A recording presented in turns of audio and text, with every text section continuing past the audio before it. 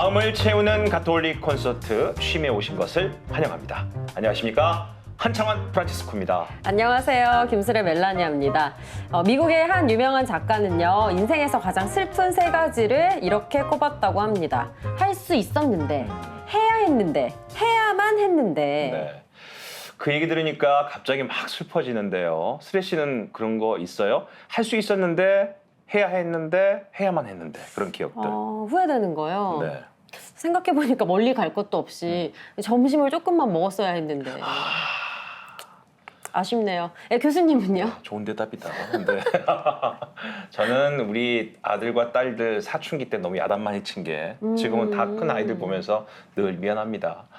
사실 누구나 이런 슬픈 후회가 있을 것 같은데요. 그래서 또 어떤 작가는 이런 말도 남겼다고 합니다.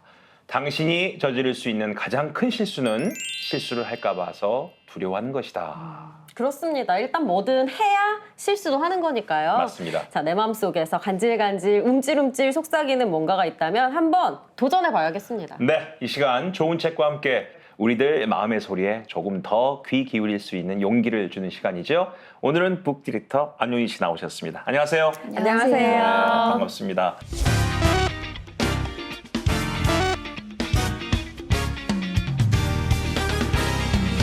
어려운 교리 내용도 술술, 딱딱한 지식들도 부드럽게. 그녀와 통하면 독서도 놀이가 된다. 신앙의 깊이는 더하고 하느님 사랑은 더 커지는 쉽고도 재미있는 방법. 친절한 북 디렉터 안효진 리디아와 함께합니다. 예전에 어른들이 그런 말씀 하셨어요. 무슨 일을 시작했는데 벌써 시간이 이렇게 됐네. 이런 말씀 많이 하시는데 저도 연차가 좀 되다 보니까 요즘 그런 생각이 들어요. 야, 시간이 점점 더 빨리 간다. 그런 생각이 드는데 효진 씨는 어떻게 생각하세요? 저도 최근에 좀 점점 더 많이 느끼는 것 같은데요. 최근에 중학교 동창 친구들을 만났는데 이게 중학교 때 만났으니까 만나면 이제 학교 얘기, 뭐 선생님 얘기 이런 얘기만 하다가 이제는 만나면 일 얘기, 뭐 결혼 얘기, 애기를 낳은 친구들은 이제 육아 얘기 이런 얘기를 하고 있더라고요. 그래서 순간 우리가 벌써 이런 나이가 되었나? 이렇게 막 학교 같이 가고 이럴 때가 엊그제 같은데 벌써 우리가 그런 얘기를 하는 나이가 되었구나 그런 생각이 친구들 들더라고요. 모임 만나면 꼭 그 얘기 하죠. 너 똑같다. 맞아요. 그렇죠? 예. 맞아요. 60 넘으신 어르신들도 그런 말씀하십니다. 동창회 가면 너 똑같다. 시간은 그렇게 흘러갑니다. 진짜 뭐 남 얘기 같지가 않습니다. 그러니까 생각해보고 있으니까 또 2022년이 시작한 게 엊그제 같은데 벌써 이제 몇 달 남지 않은 느낌이에요. 그러다 보니 올해 상반기에 주목받았던 교회 책들은 또 어떤 책일까 궁금해지는데요. 저희 가톨릭 출판사에서는 상반기에 총 15권 정도의 책이 나왔는데요. 그 중에서도 주목받은 3권을 꼽아볼 수 있을 것 같아요. 이제 세계의 심장이라는 책이랑 미사의 초대합니다. 그리고 그리스도의 탄생인데요.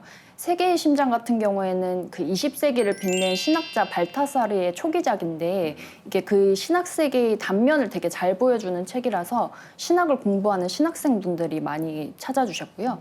그리고 두 번째 책은 미사에 초대합니다라는 책인데 이 책이 이제 출간된 시기가 좀 코로나가 완화되어서 미사에 다시 복귀가 되고 성당으로 다시 돌아가는 시기에 출간이 되어서 기존 신자분들이나 아니면 성당에 이제 처음 가는 새신자분들이 미사의 중요성을 좀 상기시켜주는 책으로 많이 찾아주셨어요. 그리고 마지막으로 그리스도의 탄생은 저희가 이전에 방송에서 예수의 생애로 소개를 해드리면서 좀 출간되기 전부터 기대를 많이 받았는데요. 그랬었죠. 네, 감사하게도 출간 직후부터 또 지금까지도 굉장히 많이 사랑받고 있는 책입니다. 네. 자, 우리 프로그램도 상반기에 시작했잖아요. 네. 그리고 많은 책을 소개해드렸는데 자, 이 시간에 소개됐던 책들 중에서 또 뜨거웠던 반응이 있는 책들은 어떤 겁니까? 감사하게도 되게 방송을 보고 바로 책을 구매했다라는 분들도 계셨고 또 사두고 잊고 있었다가 이 방송 보고 다시 읽었다라는 반응도 많더라고요. 그중에서도 이제 예수의 생애 같은 경우에는 저희가 처음으로 소개해드렸는데 엔도 슈사쿠 하면 침묵만 알고 있었는데 이런 또 좋은 작품이 있었구나라는 걸 알게 됐다는 반응도 있었고 굉장히 몰입감 있게 읽었고 성경 이해하는 데도 도움을 많이 받았다는 의견도 있었고요. 네. 그리고 길에서 길을 찾다 같은 경우에는 여행을 할 수 없는 상황에서 저희가 소개를 해드렸으니까 아무래도 좀 간접적으로나마 여행하는 기분으로 읽을 수 있었고 되게 쉽고 재밌게 맞아요. 읽었다는 반응도 많았습니다. 네. 그리고 마지막으로 모든 일에는 때가 있다 같은 경우에는 원래도 이제 많은 분들이 사랑해 주셔서 베스트셀러였는데 방송 이후에 또다시 주목을 받게 되면서 되게 인생책이 됐다. 뭐 읽고 좋아서 선물을 해줬다. 이런 반응이 굉장히 많더라고요. 네. 네.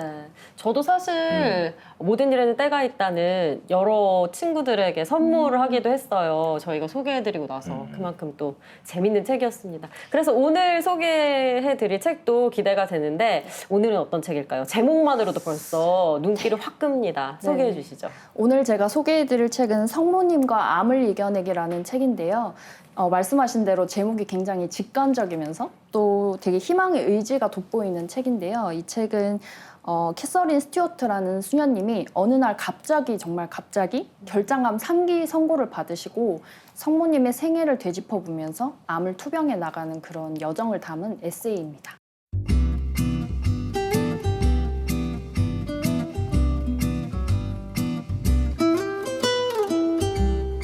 이 책의 리뷰를 보면 선물하고 싶다 하는 댓글들이 많이 있었어요. 그만큼 이 책을 읽고 아픈 분들이 희망을 가졌으면 좋겠다 하는 바람에서 그런 거겠죠? 네. 사실 이제 아픈 사람이 주변에 있으면 정말 마음은 정말 응원해주고 싶고 힘내라라고 말해주고 싶은데 아프지 마라는 말이 좀 무책임하고 가볍게 느껴지는 순간이 있잖아요. 그럴 때는 100마디 말보다는 자기 마음이 담긴 글이나 아니면 좀 희망을 줄 수 있는 글이 좋은 선물이 되는 것 같아요. 그리고 또 앞서 말씀드렸듯이 이게 정말 암을 걸렸다가 극복한 사람의 실화를 담고 있으니까 이 사람도 이렇게 극복을 했으니까 당신도 이겨낼 수 있어요 라는 마음을 담아서 다들 선물을 해주시는 것 같습니다. 사실 우리가 드라마나 영화를 봐도 암입니다. 그럼 덜컥하죠. 맞아요. 본인도 그렇고 보는 사람들도 그렇고 가족들은 더 마음이 아픈데요. 사실 무엇보다도 이 저자 수녀님이 직접 겪은 일이시다 이런 말씀을 하셨습니다. 캐서린 스튜어트 수녀님은 어떤 분이세요? 수녀님은 도미니코 수도의 소속 수녀님이신데요. 수녀 활동만 하시는 게 아니라 이제 미국의 일리노이주 대학교에 있는 교육학과 전임 교수로서도 활동을 하고 계세요. 그래서 수녀님은 또 책과 글쓰기를 굉장히 좋아하셔서 이 책 말고도 또 다른 책도 출간하신 적이 있고요. 그리고 특히 수녀님이 굉장히 건강관리에 철저하셔서 또 매일 3km씩 걸으시고 건강검진도 굉장히 빠지지 않고 하셨다고 해요. 그 정도로 되게 건강관리를 철저하게 하셔서 어느 정도였냐면 이제 의사 선생님이 당신 같은 사람만 있으면 우리는 무일푼 될 거다. 약간 이렇게 말씀하시기도 했고 네. 또 가끔씩 걸리는 감기가 수녀님이 갖는 유일한 질병이었다고 합니다.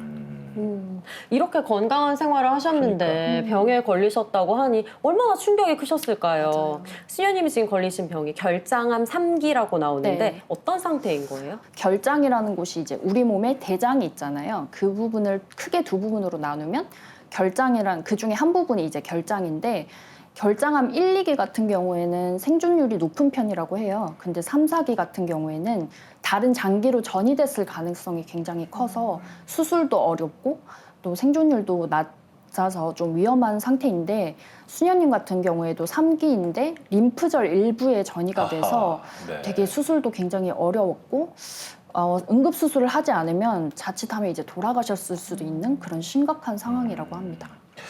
실제 이 저자 수녀님이 또 이 말씀을 본인의 체험을 하시면서 꼭 집어서 제목에도 나오잖아요. 네. 성모님과 암을 이겨내야겠다 네. 이렇게 하셨습니다. 이유가 있죠? 네, 이제 수녀님이 암에 걸렸다는 사실을 정말 힘겹게 받아들이시고 나서 이걸 정말 이겨내고 싶은 힘을 갖고 싶다 이렇게 소망을 하시다가 자신도 모르는 사이에 성모님의 생애를 떠올리게 되는데요. 이 성모님 생애가 자신이 지금 투병하고 있는 삶이랑 굉장히 비슷하다고 느끼세요. 한 가지 예로 성모님이 어느 날 정말 갑자기 천사가 방문해서 너는 예수의 어머니가 될 거다 이렇게 얘기를 하면서 삶이 완전히 바뀌셨잖아요. 그것처럼 이제 수녀님도 정말 건강하게 살다가 어느 날 갑자기 암 선고를 받고 삶이 완전히 바뀌게 되었으니까 그런 점에서 좀 비슷하다고 느끼게 됐고 또 성모님이 모든 고통에 있어서 다 순종하는 자세로 받아들이시잖아요.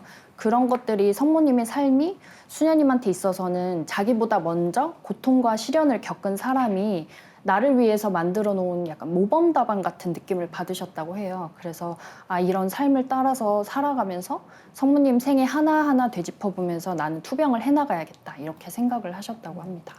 저는 이 책을 읽으면서 내가 정말 큰 착각을 했구나 하고 생각했던 게 뭐 신부님이나 수녀님이나 수도자들은 어떤 큰 일을 겪을 때 우리랑은 좀 다른 반응을 보일 거라는 생각을 했어요. 다른 그렇죠. 생각을 하거나 맞습니다. 뭐 다른 행동을 하실 네. 거다. 이런 생각을 했었는데 사실 그렇지 않더라고요. 수녀님도 병을 앓으셨을 때 우리와 다를 바 없이 큰 충격을 받으셨더라고요. 맞아요. 또 수녀님도 수도자이기에 앞서서 어쨌든 하느님 앞에서 한 인간으로서 인간적인 감정이 들 수밖에 없는 것 같아요. 그리고 수녀님 특히 살면서 내가 암에 걸릴 거라고는 한 번도 생각해 보시지 않았기 때문에 건강한 또 생활을 네. 하셨으니까. 그 충격이 굉장히 크셨고요.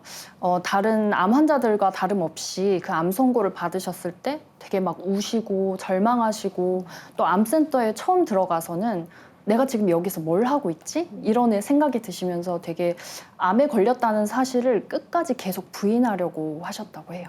사실 암은 인간에 의해서 정복됐다라는 말도 있습니다. 예전보다는 훨씬 더 치료가 쉽고 생존율도 높아졌습니다. 하지만 이 암은 다른 바이러스와 달리 내 몸의 세포가 돌연변이를 만들어내는 거잖아요. 그래서 사실 내 몸 안에 또 다른 병이 생긴 건데 그러니까 모든 사람들이 생기자마자 처음 시작한 게 분노부터 시작하죠. 왜 하필이면 나한테? 사람들이 이렇게 많은데 왜 나한테? 이렇게 시작합니다. 아마 수녀님께서도 그런 과정을 겪으셨다고 책에 있어요. 네, 맞아요. 수녀님도 처음 암에 걸렸다는 얘기를 듣고 왜 나한테 이런 일이 일어났을까라면서 약간 원망하는 마음이랑 그렇죠. 그런 의문을 품으셨는데요. 그러다가 이제 암 투병 과정에서 왜라고 묻지 않는 걸 배웠다고 얘기를 하세요. 왜냐하면 그 왜라는 질문에 대한 답이 없다는 걸 깨달으셨기 때문인데요. 그러면서 오히려 예수님의 현존에 좀 더 집중을 하자라고 마음 먹으셨다고 해요. 그래서 그것의 이제 시작이 암 환자들 주변에 있는 암 환자들을 자각하는 것부터 시작을 하셨는데요. 그 전에는 암 환자들에 대한 이야기만 들으시고 평소에 그렇게 관심이 아예 없으셨는데 투병 후에는 주변에 암 환자들이 점점 더 눈에 들어오기 시작하고 그 사람들을 만나면 이제 인사도 건네고 그 사람들을 위해서 기도를 하시면서 이제 좀 자각을 하게 됐구나라고 느끼기도 하셨고 또 묵상과 기도 중에도 예수님 현존을 느끼셨는데 그 전에는 이제 영적인 독서를 하면서 예수님이 우리가 힘들 때는 함께 계시는구나 머리로 이해했는데 이제 투병 겪고 난 뒤에는 체험으로 예수님이 정말 우리와 함께 계시는구나 이걸 느끼시면서 우리도 언제나 힘들 때 예수님이 항상 우리 곁에 계시다 이걸 좀 명심해야 된다고 이야기하십니다. 네. 이 마음으로 진짜 받아들이는 맞아요. 것과 그냥 예수님이 우리랑 함께 하시겠지 머리로 생각하는 건 확실히 다르다는 맞아요. 걸 수녀님 글을 통해서 느낄 수가 있었어요. 그리고 수녀님 수술은 잘 마치신 거죠? 네, 정말 응급수술 정말 갑자기 이루어진 수술이었는데 다행히 잘 끝났는데 이제 6시간에 걸쳐서 수술이 진행이 됐고요. 결장의 거의 대부분을 다 잘라냈다고 해요. 그리고 결장이 없기 때문에 인공항문을 달아서 수술이 무사히 끝나게 됩니다. 사실 그렇게 암 치료는 수술도 수술이지만 네. 그 이후에 또 우리가 항암 치료 같은 화학 치료 요법이 사람을 더 힘들게 한다 이런 말을 하고 있습니다. 수님도 꽤 긴 시간 화학 요법 치료를 하셨죠? 네. 2주에 한 번씩 해서 6개월에 걸쳐서 항암 치료를 받으셨는데요. 이 치료도 굉장히 쉽지가 않은 게 그 항암제를 투입하려고 몸에 정맥관을 튜브 같은 거를 삽입을 해야 된다고 해요. 그거를 또 해서 받으면 이제 치료는 또 3시간씩 걸리고 가끔씩 이 삽입이 잘 안 돼서 문제가 되는 암 환자도 있는데 다행히 그래도 수녀님은 그 삽입하는 거는 문제 없이 진행을 하셨는데 3시간씩 진료를 받고도 그냥 끝나는 게 아니라 그 휴대용 화학치료 세트라는 게 있어서 그걸 이제 몸에 붙이고 48시간 동안 또 있어야 돼요. 그래서 그게 끝나고 나야 이제 완전히 치료가 끝나는 건데 사실 이 과정이 굉장히 힘든데 이 치료를 받기 시작한 날이 그 성 미카엘, 가브리엘, 라파엘 대천사의 축일이었다고 해요. 그래서 수녀님은 내가 이 새로운 건강한 세포를 만드는데 천사님들이 도와주실 거다. 이렇게 믿음으로 긍정적으로 생각하시면서 치료를 받으셨습니다. 네. 그래도 이 치료는 끝이 있잖아요. 네. 근데 인공항문은 계속 달고 살아야 하는 맞아요. 거니까 요거를 또 적응하는데도 시간이 오래 걸린다고요. 인공항문이라는 게 사실 우리 몸 안에 있는 원래 기관인데 이거를 이제 밖에 몸에 달고 계속 챙겨야 되는 거니까 정말 어려운 일인데요. 수녀님이 이제 인공항문을 부착하시면서 그걸 비우고 주기적으로 비우고 세척하고 또 관리하는 법을 굉장히 힘들게 배우세요. 그리고 또 까다로운 게 이게 인공학문이다 보니까 음식을 먹을 때 한꺼번에 막 여러 가지를 다 먹을 수도 없고 한 번에 하나씩 먹어서 얘가 이제 탈이 없이 잘 있냐 이 반응을 본 뒤에 음식을 또 먹을 수 있는 약간 그런 식으로 관리하는 게 굉장히 힘드셨다고 합니다. 또 흥미로운 게 수녀님이 그 인공학문에 이름을 붙이셨어요. 네. 프레드라고 이름을 붙이시고 나서 함께 하시는 걸 보면서 참 내공이 대단하신 분이구나 생각을 했었습니다. 그 부분 얘기 좀 해주시죠. 네, 그 인공학문 이름이 말씀하신 대로 프레드인데요. 이게 인공학문이 짧고 되게 좀 아래로 처져 있고 그렇게 생김새가 그래서 그 미국의 만화 영화 중에 고인돌 가족 플린스톤이라는 만화가 어렸을 있대요. 때 플린스톤 가족 기억나요. 있죠. 아, 네. 기억하시- 알죠. 그래서 보셨어요? 알지요. 저도 어렸을 때 살짝 본 기억이 있는데 거기 주인공이 이제 프레드라는 남자 주인공이 있는데 그렇구나. 그걸 이제 생김새가 닮았다고 해서 딱 떠올리니까 정말 수녀님이 진짜 네이밍을 잘하셨다라는 생각이 들더라고요. 네. 그래서 그 이름을 붙여주셨는데 사실 이거를 부착하고 있으면 계속 내가 볼 때마다 나 암 환자구나 계속 상기시켜주는 존재니까 좀 외면하고 싶을 텐데 수녀님은 또 이름을 붙여서 되게 친숙하게 받아들이려고 노력을 하세요.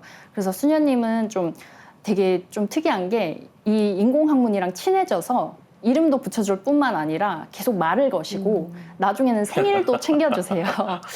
그래서 사실 좀 외면하고 싶은 존재인데 수녀님은 이 인공학문이 자신한테 생명을 준 존재이고 또 인생의 힘든 시간이랑 기쁜 시간을 같이 한 그런 정말 최고의 친구가 아닌가라는 말씀을 하시면서 이 부분에서 좀 저는 수녀님 진짜 긍정적으로 생활을 하시는구나 이렇게 느꼈습니다. 네. 네.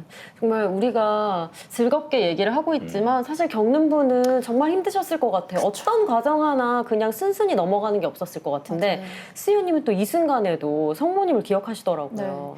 그 수녀님은 투병 과정 하나하나마다 전부 이제 성모님 생애랑 비교해 가면서 계속 뭔가 무너지지 않고 버텨나갈 수 있는 힘을 얻어가세요. 예를 들어서 이제 화학 치료를 시작할 때는 되게 무섭잖아요. 이게 어떻게 될지도 모르고 치료 자체도 쉽지가 않고.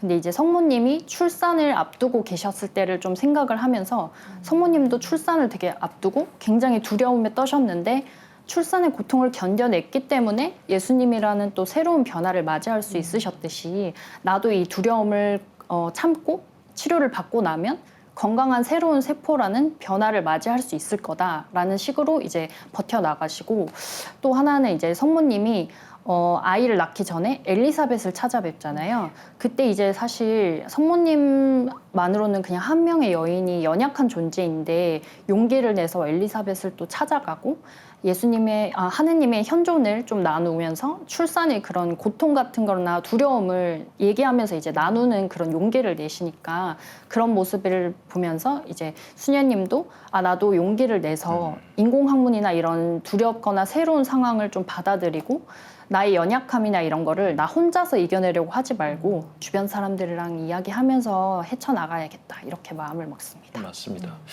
병은 걸리는 것보다 치료가 더 중요한데 그 치료가 다른 사람에 의한 치료가 아니라 내가 나 스스로를 치료하는 방법을 아는 게 가장 중요한 것 같은데 그게 성모님과 함께 경험을 하신 것 같습니다. 자, 제가 한 부분을 읽어드리도록 하겠습니다.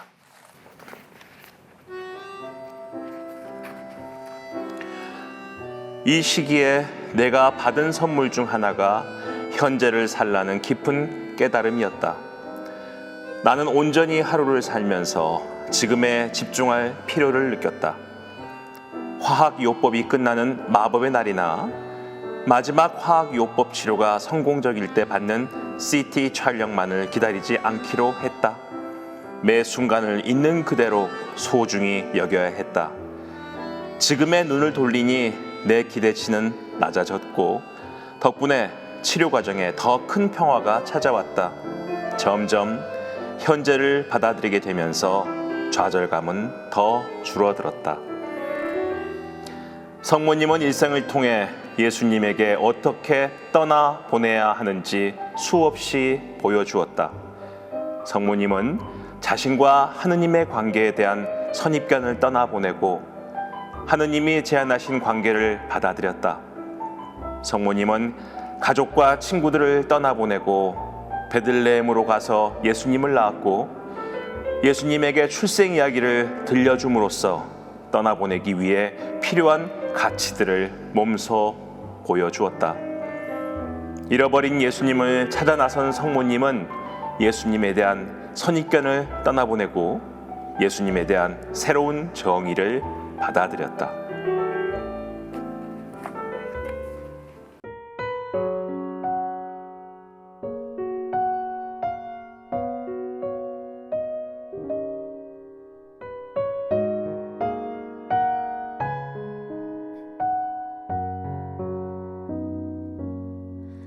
어머니 날 품에 안고서 가만히 나를 바라보시며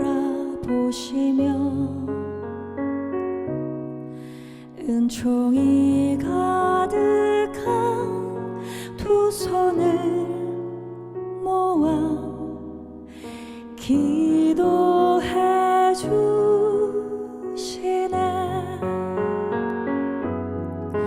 어린 아들 주님께 봉헌하던 그 손으로 나를 붙드시고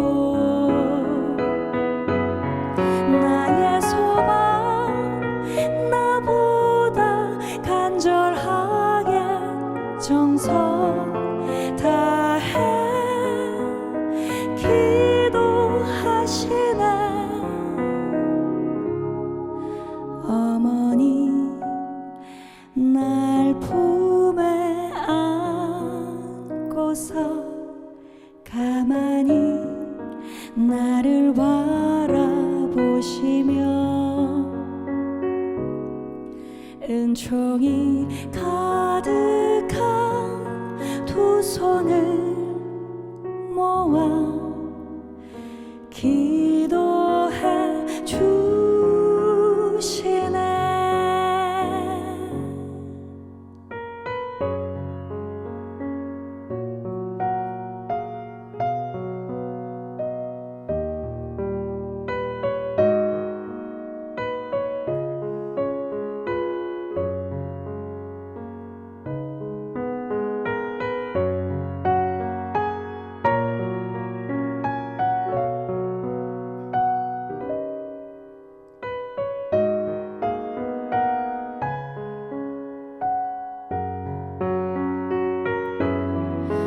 하늘나라 주님과 함께하는 기쁨으로 나를 감싸 안고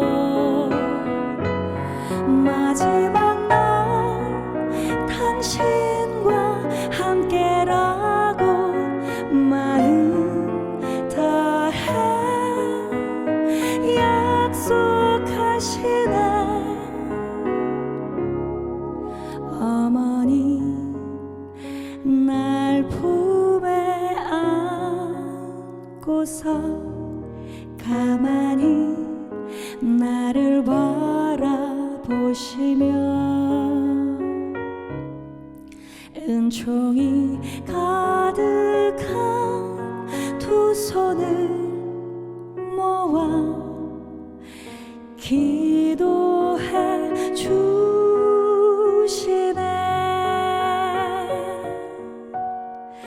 기도해 주시네. 나를 위한 그 기도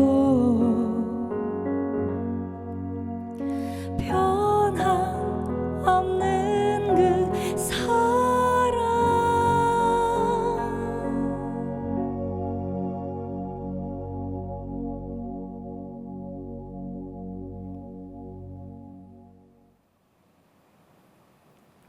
와, 브라보, 브라보.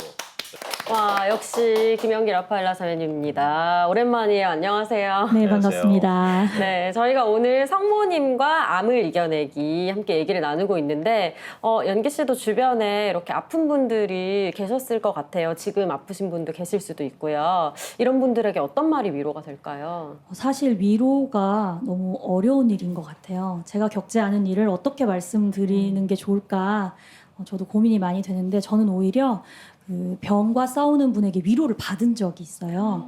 어떤 거냐면 이제 아주 젊은 나이에 암에 걸려서 사실상 의사들도 가망이 없다고 말하는 단계였어요. 그런데 그분이 자신을 위해 기도해달라고 말씀하시면서 기도를 통해서 만약에 기적적으로 내 암이 나으면 그것도 하느님의 영광을 드러내는 일이라서 너무너무 감사하고 좋은 일이지만 만약 내가 이 암을 이겨내지 못하고 하느님 곁으로 가더라도 그 사이에 함께 기도한 우리들이 하느님을 만났기 때문에 그것만으로도 나는 기적이라고 생각한다. 그러니 나를 위해 쉬지 말고 그리고 멈추지 말고 포기하지 말고 기도해 달라고 이렇게 말씀을 하시더라고요.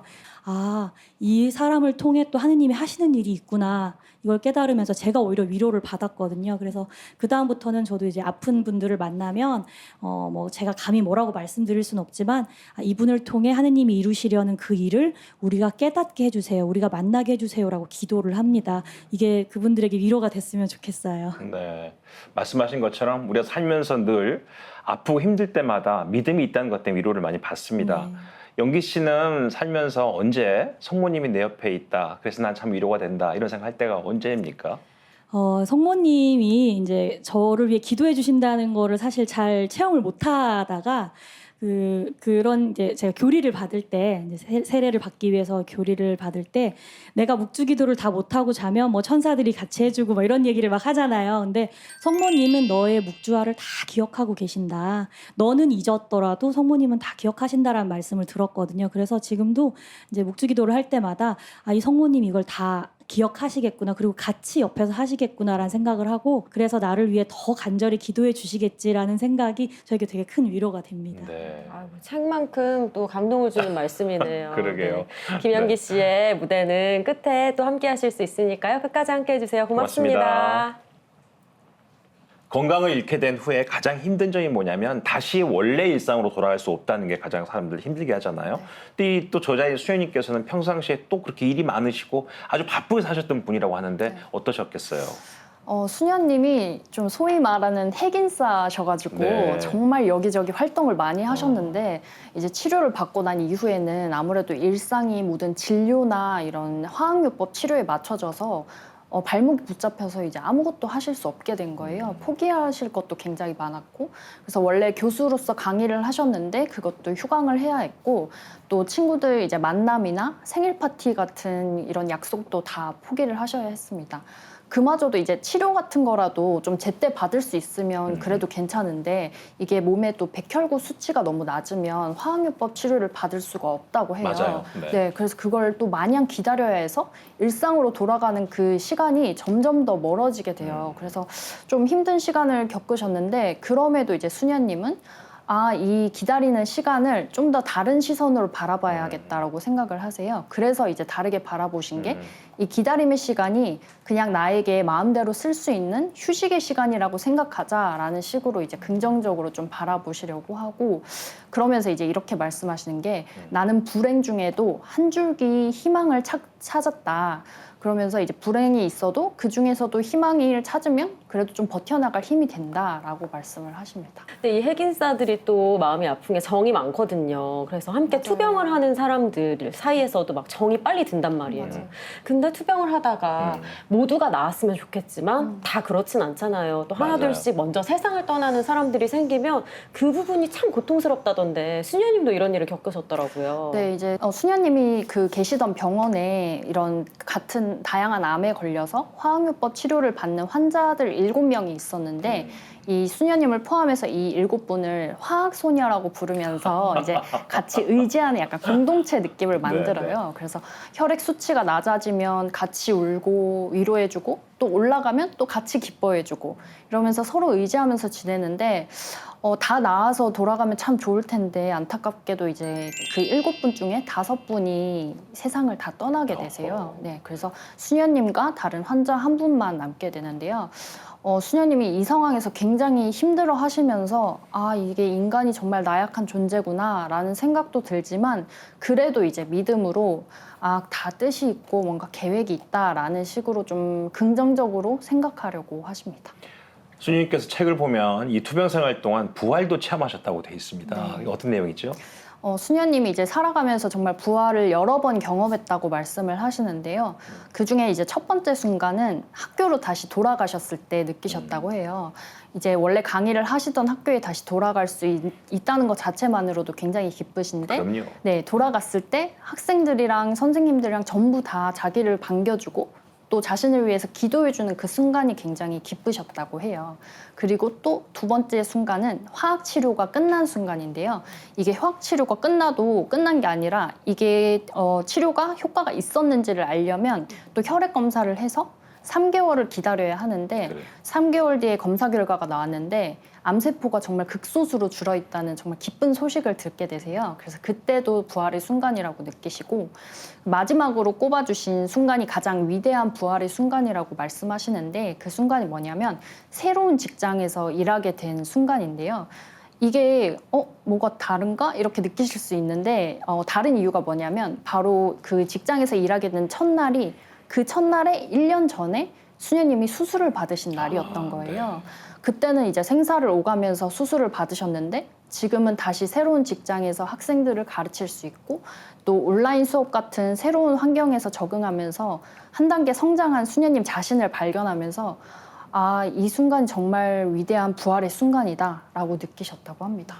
네, 말씀을 듣고 보니까 사실 우리도 그럼 삶 속에서 부활을 경험하고 있는 게 아닐까 하는 생각이 들어요. 수녀님은 또 죽음과 부활은 동전의 양면과 같다 이렇게 말씀하셨는데 이건 어떤 의미일까요? 먼저 동전을 일단 생각해보면 좋을 것 같은데요. 동전 앞면과 뒷면이 되게 반대되는 면인데도 불구하고 이 두 면이 이루어져야 만나야지 동전이 되고 그 한 면도 어느 한 면도 빼놓을 수가 없잖아요. 그걸 보면 죽음과 부활도 좀 마찬가지라는 생각이 드는데 죽음과 부활도 죽음이 어떻게 보면 고통과 시련의 시간이고 부활은 기쁨과 희망의 시간이라고 보면 이 두 순간들이 다 모여야 우리 인생이 이루어지고 우리 인생에서 어떤 순간도 빼놓을 수가 없잖아요. 그렇게 보면은 동전의 양면이 정말 우리 인생이랑 되게 닮아 있다라는 느낌이 들고 또 여기서 수녀님이 덧붙여서 얘기하시는 게 어느 면에 집중할 것인지는 우리 선택의 몫이다라고 얘기를 하시는데 저는 개인적으로 이 부분을 읽으면서 우리가 살아가면서 고통을 피할 수는 없지만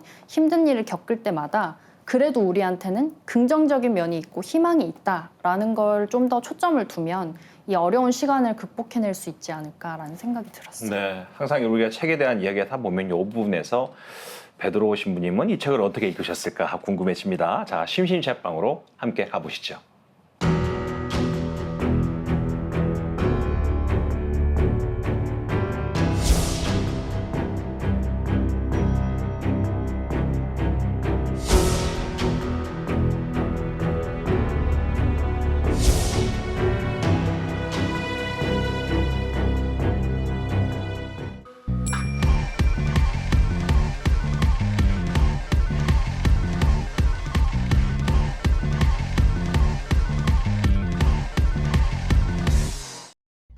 이 세상에 불행해지고 싶은 사람 아무도 없겠죠.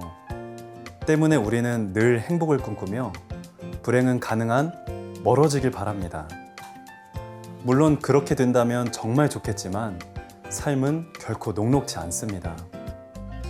다양한 얼굴로 찾아오는 초대하지 않은 손님, 불행. 하지만 언제 찾아올지 모르는 그 손님을 늘 불안에 떨며 기다릴 수는 없겠죠. 그렇다면 우리는 어떤 준비를 해야 할까요?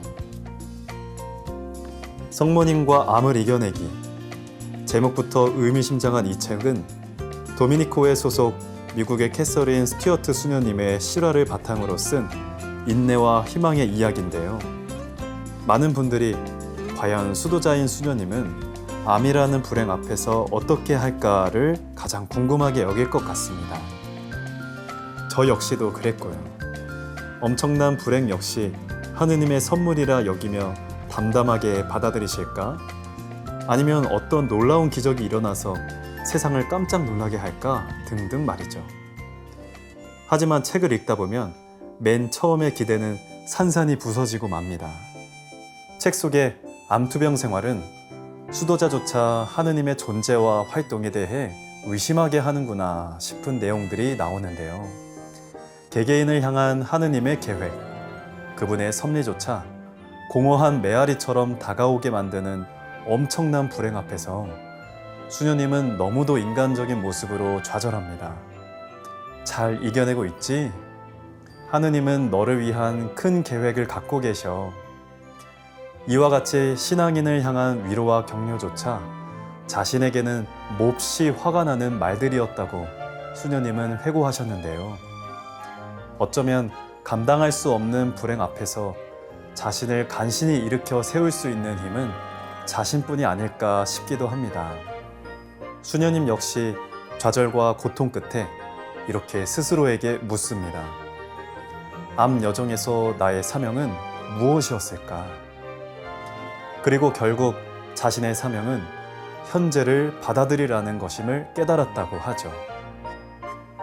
내일에 대한 보장이 없다는 것을 알게 되었을 때 흔들 의자에 앉아 커피 한 잔 마시는 그곳조차 은총의 자리였음을 알게 되었다고 합니다. 그러니 내가 오늘 해야 할 현재 일들에 충실하자고 수녀님은 우리에게 말씀하십니다. 죽을 고비를 한 번 넘긴 사람이 건넨 이 말은 선물 같은 삶이기에 우리는 현재에 충실해야 한다고 재촉하는 듯합니다. 성모님은 일생을 통해 예수님에게 어떻게 떠나보내야 하는지 수없이 보여주었다. 성모님은 자신과 하느님의 관계에 대한 선입견을 떠나보내고 하느님이 제안하신 관계를 받아들였다. 성모님은 가족과 친구들을 떠나보내고 베들레헴으로 가서 예수님을 낳았고 예수님에게 출생 이야기를 들려줌으로써 떠나보내기 위해 필요한 가치들을 몸소 보여주었다. 잃어버린 예수님을 찾아 나선 성모님은 예수님에 대한 선입견을 떠나보내고 예수님에 대한 새로운 정의를 받아들였다. 우리는 떠나보낼 때마다 다음에 있을 떠나보냄을 준비한다. 떠나보내는 일이 결코 쉽지 않은 이유는 공허감을 늘 기억하기 때문이다. 그러나 떠나보냄은 새로운 관계를 맺고 과도기에 필요한 정서적, 심리적 에너지를 얻기 위해 필요한 일이기도 하다.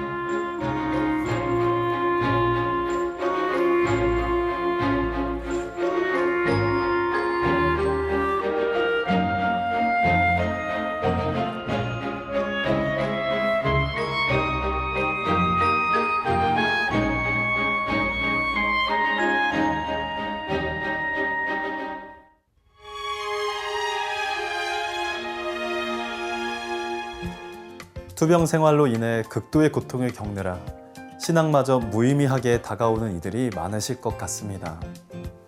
그런 분들이 자신의 고통에서 어떻게 신앙적인 의미를 찾을 수 있을지 알고 싶다면 이 책을 읽어보는 것이 좋겠습니다. 이미 완치된 사람이기에 지닐 수 있는 태도인 듯하여 다소 낙관적인 생각들에 거부감도 들었습니다만 책을 읽다 보면 알게 됩니다. 그건 저자 수녀님의 타고난 태도가 아니라 바로 성모님의 삶이 스며들어 이루어진 모습이라는 점 말이죠. 이 책을 읽으면서 만약 나에게 같은 일이 일어난다면 하고 상상을 해봤습니다.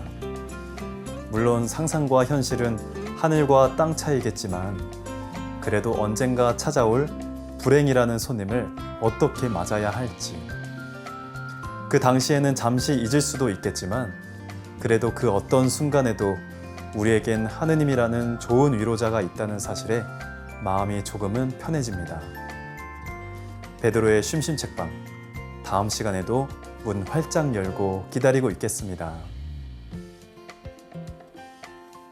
네, 베드로 신부님 말씀 듣고 나니까 이 책이 더 이해가 잘 되는 그쵸. 것 같아요. 자, 오늘은 캐서린 스튜어트 수녀님이 쓰신 성모님과 암을 이겨내기 함께 이야기 나누고 있습니다. 이 책은 또 각 장마다 수녀님이 직접 쓰신 기도문이 있어서 책을 읽으면서 함께 기도도 할 수 있는 장점이 있는 것 같아요. 수녀님이 이제 각 에피소드를 끝내시면서 마지막 장에 기도문을 다 넣으셨는데요. 이 기도문이 수녀님이 직접 쓰셨기 때문에 수녀님의 고민이나 두려움 또 소망하는 것들을 잘 알 수가 있어요. 그리고 수녀님은 자신한테 일어난 일이나 그로 인한 이제 자신의 감정 변화 이런 것들을 마음에만 남기지 않으시고 기도문을 통해서 좀 더 성찰하고 감사를 드릴 수 있게끔 기도문을 쓰신 것 같은데요. 이 기도문을 읽다 보면 그 순간순간에 수녀님이 어떤 마음이셨는지 좀 더 다 깊게 이해할 수 있고요. 그리고 이제 기도문을 읽다 보면 어느 순간 마치 내 기도인 것처럼 읽고 있는 나를 발견하실 수 있을 거예요. 우리가 처음 얘기한 것처럼 결론적으로 독자들께서도 이 책을 보시면서 선물을 많이 하고 싶다. 특히 아프신 분들에게 네. 또 이런 항암 치료를 하시는 분들에게 선물하고 싶다고 말씀하시는데 바로 그 기도문 때문에 그런 것 같아요.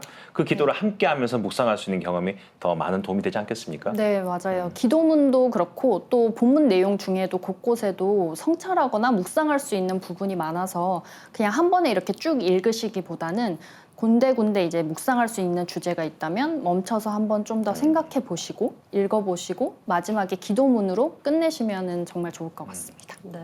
이 책의 끝에는 또 성모 찬미가 아카티스토스 네. 요게 들어있어서 네. 인상 깊었어요. 아카티스토스 이름도 어려운데 어떤 기도예요? 아카티스토스는 이 책이 이제 부록으로 들어가 있는데요. 이게 우리한테 조금 생소하긴 한데 성모님의 덕성이나 이런 역할들을 찬미하는 찬미가예요. 그래서 이 아카티스토스라는 단어가 그리스어인데 앉지 않는이라는 뜻인데요. 이게 왜 이런 뜻이냐면 이 성모님 찬미를 드릴 때 그 성모님에 대한 공경을 표하기 위해서 일어나기 때문에 앉지 않는이라는 뜻의 아카티스토스라는 제목을 붙였다고 합니다. 이 찬미가는 24편으로 구성되어 있고요. 예수님이 탄생 예고나 시메온의 예언 그리고 예수님 어린 시절 등의 이야기로 구성되어 있습니다. 참 저는 언뜻 묵주 기도의 또 다른 버전이 아닐까 이런 네. 생각을 한번 해봤습니다만은 기도의 내용을 쭉 따라가다 보면 성모님의 생애가 쭉 그려지는 그런 느낌이었습니다. 수녀님은 굳이 왜 기도문을 곳곳에 이렇게 남겨두셨을까요? 일단은 이 본문 내용 자체가 성모님의 생애를 계속 되짚어보면서 가는 내용이다 보니까 이 찬미가랑 굉장히 어울리기도 하고요. 그리고 본문에서 이렇게 일부씩 성모님의 생애를 되짚어봤다면 다시 다 읽고 난 뒤에 이 찬미가를 통해서 다시 한번 성모님의 생애를 되짚어 볼 수도 있고 이 성모 찬미가를 통해서 수녀님이 정말 성모님에 대한 사랑을 크게 정말 품고 계셨구나라는 걸 또 느낄 수 있는 것 같습니다. 네.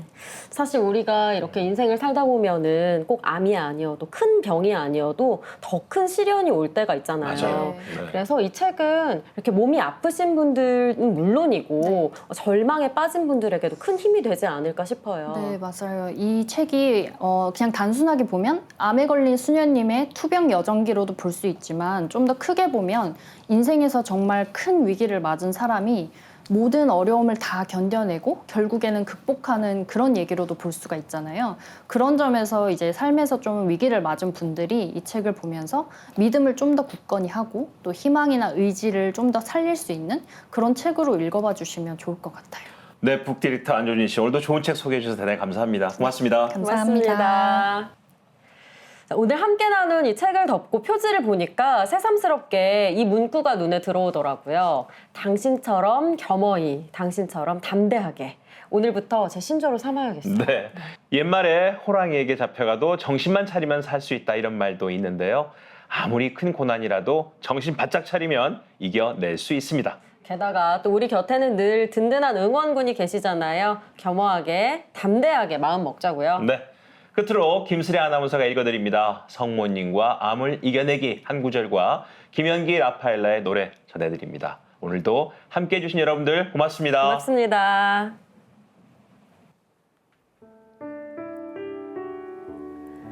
성모님은 인생의 많은 시간을 기다림으로 보냈다.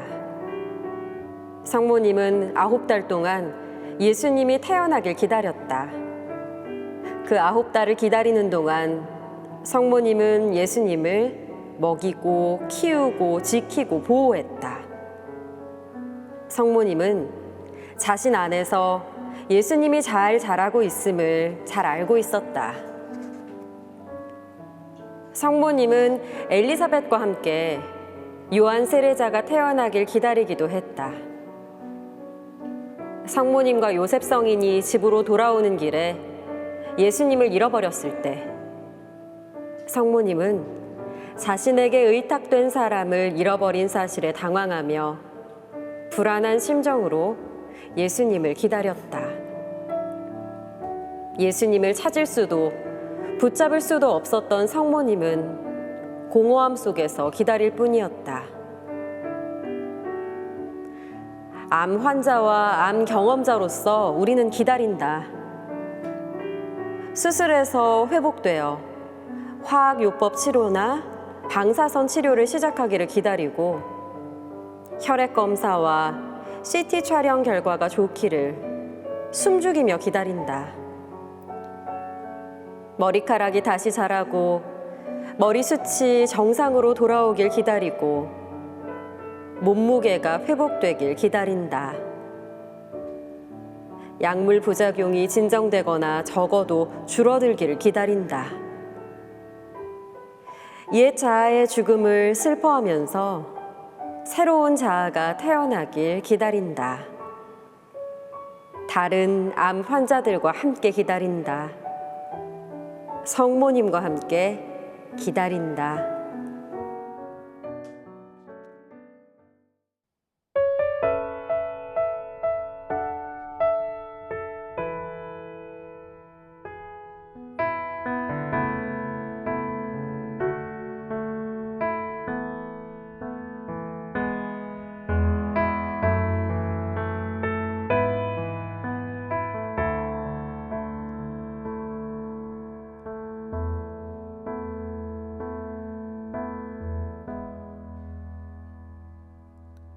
내가 사막 가운데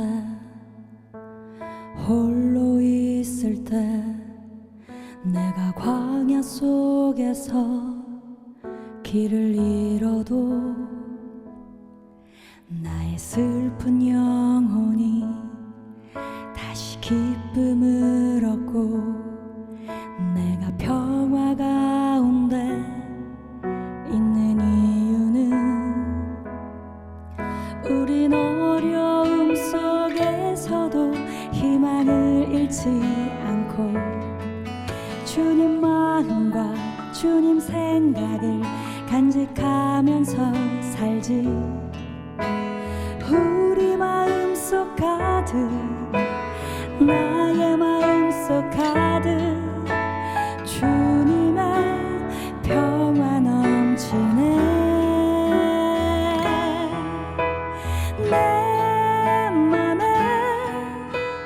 내 맘에 오시는 주 당신의 평화와 사랑을 내게 부어주시고 무너진 나의 집 나의 마음 새로운 힘으로 살게 하시네.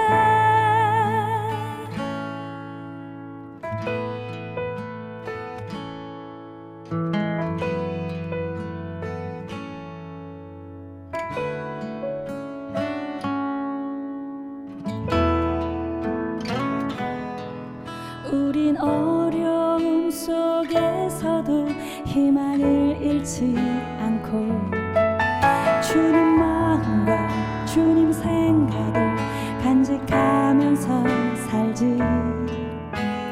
우리 마음속 가득 나의 마음속 가득 주님의 평화